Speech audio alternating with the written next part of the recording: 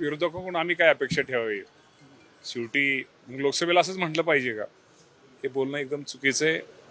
लोकशाही मार्गाने आमच्या सगळ्यांचा विजय झालेला आहे. शेवटी विजय पण पचवता आला पाहिजे, पराभव पण पचवता आला. कदाचित विरोधकाला ते पचवता येत नसावं म्हणून ते असे खोटे नाटे आरोप करत असावेत.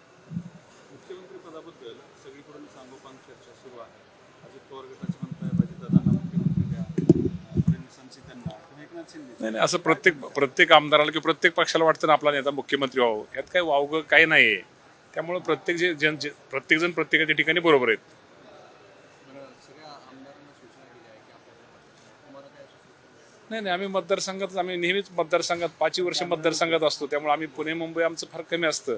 शेवटी विकासाच्या बाबतीमध्ये काय मिटिंग असतील किंवा विकासाचं हे असतील त्या बाबतीत आम्ही फक्त हे करतो. त्यामुळे काय अडचण काय नाही. आम्ही प्रत्येकजण आपापल्या तालुक्यातच असतो आणि आमदार शेवटी तालुक्यात असल्यानंतरच आमदार होऊ शकतो.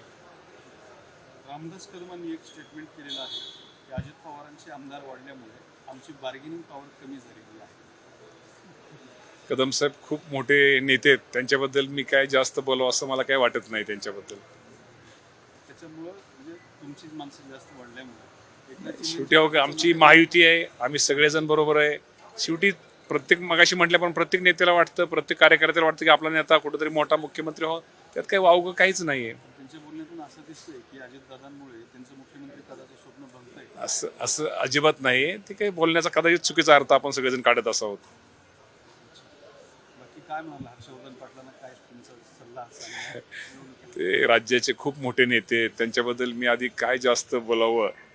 आमचे नेते अजूनही ते माझे नेतेच आहेत, आमचे पण नेते आहेत. त्यामुळं मी त्यांच्याबद्दल जास्त काय बोलू शकत नाही. परंतु निश्चित प्रकारे शेवटी विजय असतो, पराभव असतो. शेवटी त्यांच्याबद्दल मी काही जास्त बोलणं म्हणजे उचित नाही. धन्यवाद. देश विदेशातील प्रत्येक घडामोडींचे लाईव्ह अपडेट मिळवण्यासाठी आता साम टीव्हीच्या सर्व सोशल मीडिया प्लॅटफॉर्मला लाईक, फॉलो आणि सबस्क्राईब करा. तसंच सर्व नोटिफिकेशनसाठी बेल आयकॉन प्रेस करायला विसरू नका.